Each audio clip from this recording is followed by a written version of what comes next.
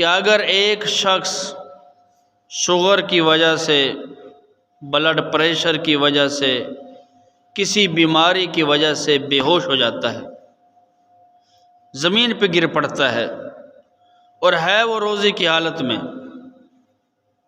اس کا کیا بنے گا؟ ہم سارے منہ اٹھا کے دیکھتے رہتے ہیں، اس کا روزہ ہے، اس کا روزہ ہے، اس کو کچھ نہ کہیں۔ لا اکراہ فی الدین، قرآن مجید میں اللہ تعالیٰ فرماتے ہیں کہ دین میں کوئی زبردستی نہیں ہے۔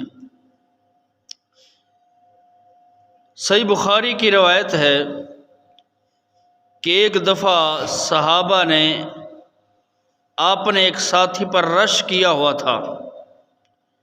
نبی کریم صلی اللہ علیہ وسلم نے پوچھا کس چیز کا رش ہے؟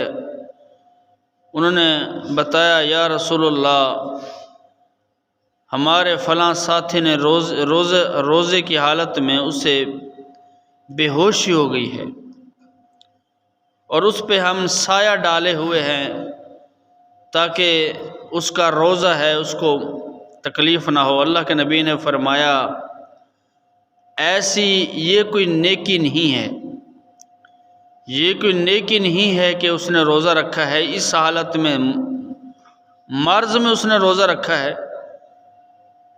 تو فوراً صحابہ نے ان کا روزہ ختم کروا دیا۔ تو معلوم ہوا روزہ عبادت جو بھی ہے، نماز ہے، جو چیز بھی ہے، وہ ہوتی ہے شرط کے ساتھ۔ روزے کے لیے شرط یہ ہے کہ وہ مریض نہ ہو، شرط یہ ہے کہ وہ مسافر نہ ہو۔ اگر وہ مریض ہے تو اس کو روزہ معاف ہے، اگر مسافر ہے، اس کا سفر مشکل ہے تو اس کو روزہ معاف ہے۔ اکثر اوقات یہ ہوتا ہے کہ انسان روزے کی حالت میں جا رہا ہے، ایکسیڈنٹ ہو گیا اس کا، وہ گر گیا روڈ پہ، بے ہوش ہو گیا، اور سارے منہ اٹھا کے دیکھ رہے ہوتے ہیں اس کا کیا کریں کیا کریں، یہ تو روزے میں ہے، روزے میں۔ اللہ کے بندے، صحیح بخاری کی روایت ہے نبی علیہ الصلوۃ والسلام کے صحابہ نے فوراً اپنے ساتھی کا روزہ کھلوا دیا۔ تو اس لیے اگر ایسی حالت میں دیکھیں تو آپ فوراً پانی لے آئیں، اس کو پانی پلائیں تاکہ وہ ہوش میں ہے، فوراً اس کو انجیکشن لگوائیں، فوراً اس کو میڈیسن دیں، فوراً اس کو گولی دیں، فوراً اس کو سیرپ دیں تاکہ وہ ہوش میں ہے۔ تو لہٰذا اس دوران روزہ توڑ دیا جائے۔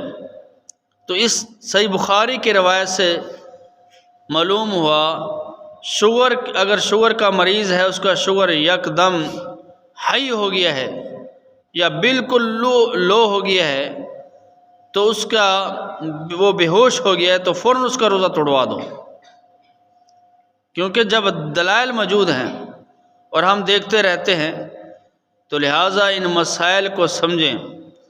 اور پھر روزے کی حالت میں انجیکشن لگوانا کیسا ہے؟ انجیکشن دو قسم کا ہوتا ہے، ایک ہوتا ہے خوراک کا، ایک ہوتا ہے گوشت کا۔